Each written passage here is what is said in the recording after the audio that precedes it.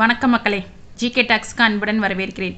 இந்த வீடியோவில் நம்ம என்ன பார்க்க போகிறோன்னா, பரணி தீபம்னா என்ன, பரணி தீபம் எப்போது ஏற்ற வேண்டும், பரணி தீபம் ஏற்றினால் என்ன நன்மைகள் கிடைக்கும், பரணி தீபத்தை எப்படி ஏற்ற வேண்டும், இதெல்லாம் பற்றி தான் இந்த வீடியோவில் நம்ம தெளிவாக விளக்கமாக பார்க்க போகிறோம். வாங்க பார்க்கலாம். கார்த்திகை மாதம் முழுவதுமே விளக்கேற்றி சிவபெருமானை வழிபட்டால் நம்மளுக்கு எல்லா வித நன்மைகளும் நம்மளுக்கு கிடைக்கும். அதனால தாங்க கார்த்திகை மாதத்தில் வரும் பரணி நட்சத்திரம் நாள் அன்று, பௌர்ணமி நாள், அப்புறம் திங்கட்கிழமை அதாவது சோமவாரம் விரதம் இருப்போம். கார்த்திகை மாதத்தில் ரொம்ப விசேஷம். இது எல்லாமே சிறப்புக்குரியதாக தான் சொல்லப்படுகிறது. ஒவ்வொரு மாதத்தில் பரணி நட்சத்திரம் வரும். அதை விட கார்த்திகை மாதமும் பரணி நட்சத்திரமும் சேர்ந்து வர்றது ரொம்ப விசேஷம். கார்த்திகை மாதம் ஏன்னா முருகப்பெருமானை வளர்த்த கார்த்திகை பெண்களை சிறப்பிக்கும் வகையிலும் அவங்கள பெருமையடைய செய்கிறதுக்காகவும் சிவபெருமான் அவங்களோட பெயர்லே ஒரு மாதத்தை உருவாக்கிட்டார். முருகப்பெருமானோட அருள் கிடைக்கிறதுக்கும் சிவபெருமானை நம்ம வேண்டி துதிக்கிறதுக்காகவும் இந்த கார்த்திகை மாதம் மிகவும் சிறப்பான மாதம். கார்த்திகை மாதம்னாலே விளக்கு வைக்கும் மாதம் தான் சொல்லுவோம். கார்த்திகை மாதம் முழுவதுமே காலையிலும் மாலையிலும் 2 அகல் விளக்குகளை நம்ம நிலைவாசலில் ஏற்றி வழிபட்டால் சிறப்பான பலன் நம்மளுக்கு கிடைக்கும். அது மட்டும் இல்லாமல் தீபத்திருநாளுக்கு முதல் நாளும் சரி அடுத்த நாளும் மொத்தம் 3 நாட்கள் நம்ம விளக்கேற்றி வழிபடுவோம். அந்த முதல் நாள் ஏற்ற விளக்கு தான் பரணி தீபம் விளக்கு. பரணி தீப விளக்குனா பரணி நட்சத்திர நாளன்று நம்ம விளக்கேற்றி வழிபடுறோம். அதுதான் பரணி தீப விளக்கு. பரணி தீப விளக்கை நம்ம ஏன் ஏற்றணும் பார்க்கலாம் வாங்க. அமாவாசைக்கு அடுத்தபடியாக நம்ம முன்னோர்களெல்லாம் வழிபடுறதுக்கு உகந்த நாள்னா பரணி நட்சத்திரத்து நாள் அன்று தான். இந்த பிறவியில் நம்ம வாழ்கின்ற காலம் முழுவதும் ஒளிமயமான வாழ்வை பெறுவதற்காகவும் இந்த உலக வாழ்க்கை முடிந்த பிறகு நம்ம மேல் உலகத்திற்கு செல்லும் வழியில் எந்த தீங்கும் ஏற்படாத வகையிலும் மேல் உலகத்திற்கு சென்ற பிறகும் இருளில் சிக்கி தவிக்காமல் ஒளிமயமாக நமது முன்னோர்கள் இருப்பதற்காகவும் நாமும் இருப்பதற்காகவும் ஏற்றப்படும் தீபம்தான் பரணி தீபம். அதாவது பரணி தீபம் நமக்காகவும் நம் முன்னோர்களுக்காகவும் ஒளிமயமாக அவங்க கஷ்டப்படாமலும் நம்மளும் கஷ்டப்படாமல் வாழ்கிறதுக்காகவும் ஏற்றக்கூடிய தீபம்தான் பரணி தீபம். பரணி தீபத்தை நம்ம யம தீபம்னு சொல்லுவோம். ஏன்னா இதை ஏற்ற சொன்னதே யம தர்மராஜன் தான். அது எப்படி சொன்னார் அந்த டீட்டெயிலை பார்க்கலாம் வாங்க. கடோபநிஷதம் என்னும் நூலில் நசிகேதன் என்பவரோட கதையை அதில் டீட்டெயிலாக சொல்லியிருக்காங்க. அந்த நசிகேதனின் தந்தை ஒரு பெரிய யாகம் வளர்த்துக்கிட்டு இருக்காரு. அந்த யாகத்தில் கடைசி ஸ்டேஜ் அதாவது நிறைவு பகுதிக்கு வந்துட்டார். அந்த நிறைவு பகுதியில் என்ன செய்யணும்னா வர்றவங்க அன்னைக்கு யாரெல்லாம் வர்றாங்களோ அவங்களுக்கு தன்னிடம் உள்ள பொருட்களை எல்லாம் தானம் கொடுக்கணும். அதுதான் அந்த நிறைவு பகுதியோட செயலேவும். அதைத்தான் அவரும் பண்ணிக்கிட்டே இருக்கார். வர்றவங்க எல்லாத்துக்கும் வீட்டில் உள்ள ஆடு மாடு பொருட்கள் என்னென்ன இருக்கோ எல்லாத்தையும் தானம் பண்ணிக்கிட்டே இருக்கார். இதை பார்த்த நசிகேதன் ரொம்ப கோபமடைந்து டென்ஷனாக என்னடா வீட்டில் இருக்க எல்லாத்தையும் கொடுக்குறாரே, அப்போ நம்ம என்ன செய்ய போகிறோம்னு நினச்சி தந்தைக்கிட்ட போய் பக்கத்தில் நின்றுக்கிட்டு என்ன இதையும் கொடுக்குறீங்க, என்ன ஆடை கொடுக்குறீங்க, என்ன மாடை கொடுக்குறீங்க, ஐயோ எல்லா பொருளையும் கொடுக்குறீங்களே, தானியத்தை கொடுக்குறீங்களே எல்லாம் கேட்டுக்கிட்டே இருக்கவும் அவருக்கு ஒரு ஸ்டேஜில் ரொம்ப கோபம் வந்துருச்சு. இருந்தாலும் பதில் சொல்லிக்கிட்டே வந்தார். அப்புறம் நசிகேதன் அமைதியாகவே இல்லை. திருப்பியும் அப்போ என்னையும் தானம் கொடுத்துருவீங்களா, எல்லாத்தையுமே கொடுத்துட்டீங்களா, இப்போ நான் மட்டும்தான் இருக்கேன் என்னையும் கொடுத்துருவீங்களான்னு கேட்கவும் அவருக்கு ரொம்ப கோபம் ஆமாம் நான் உன்னையும் தானம் கொடுக்குறேன், உன்னை யம தர்மராஜனுக்கே தானம் கொடுக்குறேன், நீ போயிடு அப்படின்னு சொல்லிட்டாரு. முனிவர்கள் சொன்னால் அப்படியே நடக்கும் இல்லையா.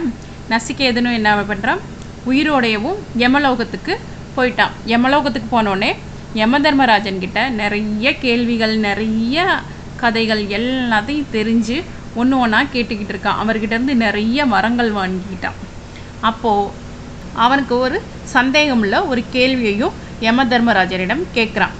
என்னன்னா, மனிதர்கள் புவி உலக வாழ்க்கை முடித்துட்டு மேல் உலகம் வரும் வழி ரொம்ப கடினமானதாகவும் இருள் சூழ்ந்ததாகவும் இருக்குமான்னு கேள்விப்பட்டிருக்கேன். இது அவங்க ஈஸியாக அதாவது நல்ல ஒரு வெளிச்சத்தோட வர்றதுக்கு ஏதாவது வழி இருக்கா அப்படின்னு சொல்லி யம தர்மராஜனிடம் கேட்குறாங்க.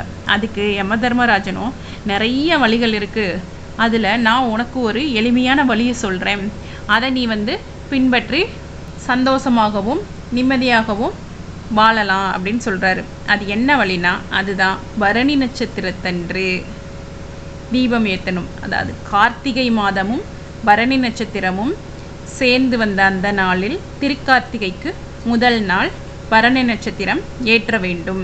இதில் ஏற்றனா இந்த ஒளியில் வந்து நீ புவி உலக வாழ்க்கையும் இருள் சூழாமல் நிம்மதியாகவும் மகிழ்ச்சியுடனும் மேல் உலக வாழ்க்கையும் நிம்மதியாகவும் மகிழ்ச்சியுடனும் வாழலாம். அது மட்டும் இல்லாமல் உன் முன்னோர்களுக்கும் இதில் பலன் உண்டு. அவர்களும் முன்னாடி வந்து இருளில் இருந்தார்கள்னா, இல்லை கஷ்டப்பட்டுக்கிட்டு இருந்தாங்கன்னா, இதனால் அவங்களுக்கும் நிறைய பலன் கிடைக்கும். அவங்களும் இருள் இல்லாமல் வெளிச்சத்தில் நிம்மதியாக வாழலாம் அப்படின்னு சொல்கிறாரு. இதை கேட்டு நசிகேதனும் பூலோகம் வந்து எல்லாருக்கும் இதை உபதேசம் செய்து விளக்கேற்ற சொல்லி பயனடைய செய்கிறான். அதைத்தான் நம்மளும் பரணி தீபம் ஏற்றி நம்ம வாழ்க்கையிலும் இருள் சூழாமல் நிம்மதியாகவும் ஒளி வெளிச்சத்தில் சந்தோஷமாகவும் வாழ பரணி தீபம் கண்டிப்பாக நம்ம ஏற்ற வேண்டும். பரணி தீபம் எப்பொழுது ஏற்ற வேண்டும் என்பதை பார்க்கலாம். இந்த மாதம் டிசம்பர் மாதம் 12ஆம் தேதி மாலை 6 மணிக்கு ஏற்ற வேண்டும். திருவண்ணாமலையில் வந்து தீபத் திருநாளன்று அதிகாலையில் 4 மணிக்கெல்லாம் திருவண்ணாமலையில் ஏற்றுவாங்க. ஆனால் நம்ம வீடுகளில் ஏற்றும்போது வந்து அன்னைக்கு முதல் நாளே டிசம்பர் 12ஆம் தேதி வியாழக்கிழமை மாலையில் வந்து வீட்டில் இந்த விளக்கை ஏற்றணும். பரணி தீப விளக்கு எப்படி ஏற்ற வேண்டும் என்பதை பார்க்கலாம். பரணி தீபம் விளக்கு வந்து எப்பயும் போல் நம்ம நிலைவாசலில் வந்து 2 அகல் விளக்கு வச்சு நம்ம மாதம் ஃபுல்லாக ஏற்றிக்கிட்டு இருப்போம். அதை வந்து அப்படியே வச்சிடணும். அதுக்கப்புறம் எப்பயும் போல் பூஜை அறையில் நம்ம ஏற்ற வேண்டிய விளக்குகள்லாம் ஏற்றிக்கிட்டு நம்மளால் அன்றைக்கி என்ன பிரசாதம் இருக்கோ அந்த பிரசாதம், ஏதோ கல்கண்டோ அவுளோ வாழைப்பழம் வெத்தலைப்பாக்கு, இதை மட்டும் எதையாவது நம்மள்கிட்ட இருக்குதை வச்சுட்டு ஒரு 5 அகல் விளக்கு, அன்றைக்கி புது அகல் விளக்கு வாங்கிக்கிட்டாலே போதும். அந்த 5 அகல் விளக்கில் நெய் தீபம் இட்டு பஞ்சுத்தீரி போட்டு விளக்கேற்ற வேண்டும். அந்த 5 அகல் விளக்கை ஒரு தட்டில், ஏதாவது ஒரு தட்டுலையோ ஒரு தாம்பழத்தட்டுலையோ ஏதோ ஒரு தட்டில் வச்சுட்டு சுற்றி பூ வச்சுட்டு அந்த 5 அகல் விளக்கையும் நல்லா சுத்தம் பண்ணி மஞ்சள் குங்குமம் வச்சுட்டு அதில் நெய் விற்றி பஞ்சுத்திரி போட்டு 5 விளக்கையும் ஏற்றி வைக்க வேண்டும். 5 விளக்கு தான் முக்கியமானது. 2 விளக்கு 1 விளக்கு அதெல்லாம் இல்லை, 5 விளக்கு ஏற்ற வேண்டும். அது நெய்யில் ஏற்றுறது தான் ரொம்ப விசேஷம். இதுதான் யமதர்மராஜனுக்குரிய வழி. நம்மளால் முடியலைன்னா வேணா ஒரு நெய் விளக்காவது ஏற்றிட்டு மீதம் 4 வந்து பஞ்சக்கூட்டு எண்ணெய் இல்லை நல்லெண்ணெய், எந்த எண்ணெய் நம்மக்கிட்ட இருக்கோ, பூஜைக்கு எந்த எண்ணெய் பயன்படுத்துகிறீங்களோ அந்த எண்ணெயை ஊற்றி விளக்கேற்றலாம். ஆனால் 5 தீபம் ஏற்ற வேண்டும். இதுதான் முக்கியம். ஏன் வந்து பரணி தீபத்தில் 5 விளக்கு ஏற்றுறோன்னா, 5 என்பது பஞ்சபூதங்களை குறிக்கிறது. இந்த 5 பஞ்சபூதங்களின் தலைவரே சிவபெருமான் தான். இன்னைக்கு சிவபெருமானை தானே கும்பிடுறோம். அதனால் 5 பஞ்சபூதங்களும் நமக்கு உள்ளேயும் இருந்த நம்மளை ஆட்சி செய்து இல்லையா, அதுவும் சரி நம்மளுக்கு வெளியே உள்ள பஞ்சபூதங்களும் நமக்கு வந்து அருள் செய்ய வேண்டும் என்பதற்காகத்தான் நம்ம 5 விளக்கேற்றி பரணி தீபத்தன்று வழிபடுகிறோம்.